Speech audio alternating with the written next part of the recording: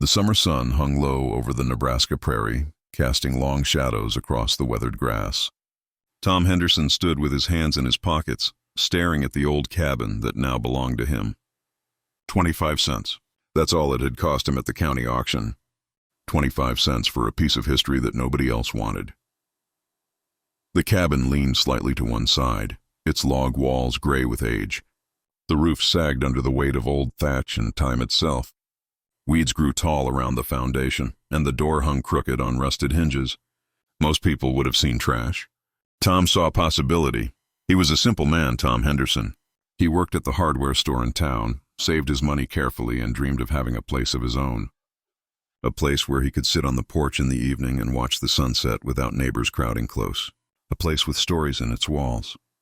Tom walked slowly toward the cabin, his boots crunching on the dry grass. The wind whispered through the prairie, carrying the scent of wildflowers and dust. He climbed the rickety steps carefully, testing each board before putting his full weight on it. The door creaked when he pushed it open, revealing the dim interior. Sunlight streamed through gaps in the walls, creating stripes of gold across the rough wooden floor. The cabin was small, just one room, with a stone fireplace on the far wall. Dust covered everything. Cobwebs hung in the corners like delicate curtains. But Tom could see past the decay. He could imagine the families who had lived here, the meals cooked over that fireplace, the children who had played on this floor.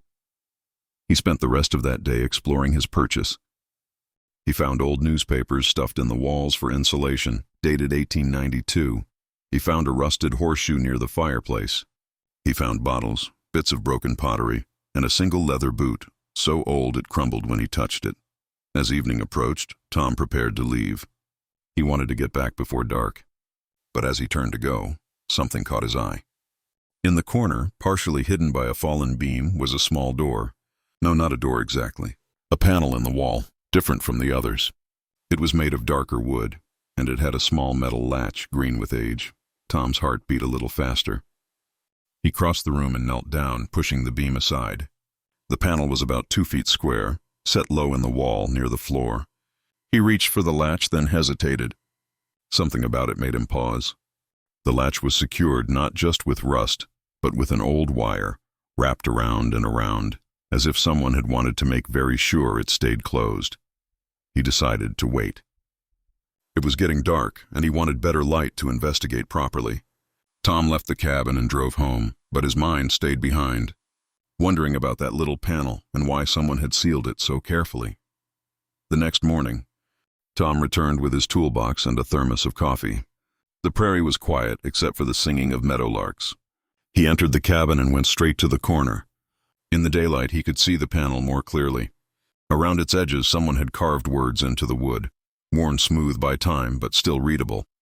"What lies within is not for those who seek fortune," the words said. "Open only if your heart is true." Tom sat back on his heels, thinking. It wasn't a warning exactly, more like advice. Or maybe a test. He thought about why he'd bought this cabin. Not to get rich, not to flip it for profit. He'd bought it because it spoke to something in his soul.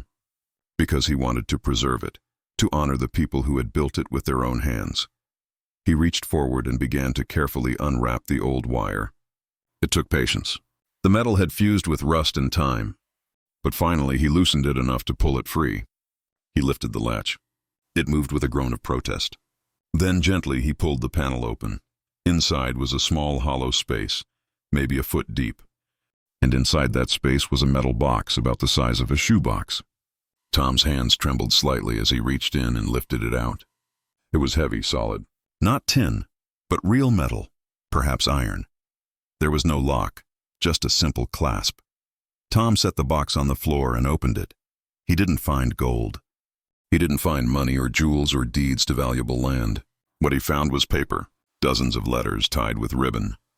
Photographs, their images faded to sepia. A small journal with a leather cover, and beneath it all, a baby's christening gown, yellowed with age but carefully folded. Tom picked up the journal first. He opened it slowly, mindful of the fragile pages. The writing inside was in a woman's hand, elegant and clear. "My name is Sarah Mitchell," the first page read. "If you are reading this, then I am gone, and this cabin has passed to others. I write this in the year 1918. The world is at war. My husband John is somewhere in France. I do not know if he will return. Our daughter Emma is 6 years old. She asks every day when Papa is coming home. Tom read on. Sarah Mitchell had been a school teacher. She and John had built this cabin together when they first married. They had planned to have a big family. They had been happy here, despite the hardships of prairie life. John had gone to war, leaving Sarah and Emma alone. Sarah's journal entries spoke of the waiting, the worry, the long months of silence. She wrote about teaching Emma to read. She wrote about the garden they tended. She wrote about the sunset on the day she received the telegram saying John was missing in action. The later entries were harder to read. Sarah's writing became shakier. She was ill, she wrote. Consumption, the doctor said. She knew she didn't have much time. Emma had been sent to live with Sarah's sister in Omaha. Sarah had stayed behind to close up the cabin, to hide away the things that mattered most. I seal these memories here, she wrote in the final entry. In the home we built together. Perhaps someday someone will find them. Someone who will understand that this cabin was never just wood and stone. It was love. It was hope. It was the life we tried to build in a hard world. Tom sat in the dusty cabin, holding a stranger's memories in his hands, and felt tears on his cheeks. He looked through the photographs.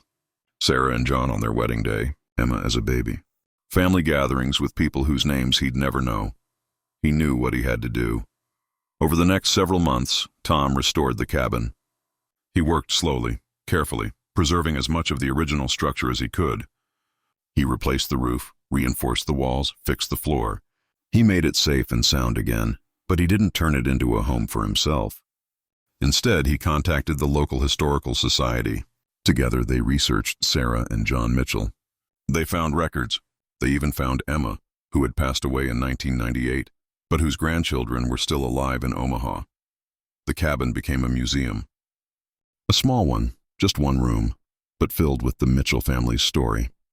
The letters and photographs were displayed in careful frames. Sarah's journal was preserved and transcribed. The christening gown hung in a glass case. Tom became the curator, the keeper of their story. He gave tours to school children and history lovers. He told Sarah and John's story over and over, making sure they weren't forgotten. On quiet evenings, Tom would sit on the newly repaired porch and watch the sunset, just as he'd always dreamed. And sometimes, when the wind moved through the grass just right, he imagined he could hear laughter. A young couple's joy, a child's bright voice, the sound of a life once lived in a cabin that cost 25 cents but held riches beyond measure. He'd found what Sarah had hidden. Not treasure, but something far more valuable. The proof that ordinary lives matter. That love endures. That memory, carefully preserved, can bridge the gap between past and present. Tom Henderson smiled. He'd bought a cabin for 25 cents, but what he'd really bought was a purpose, and that he knew was priceless.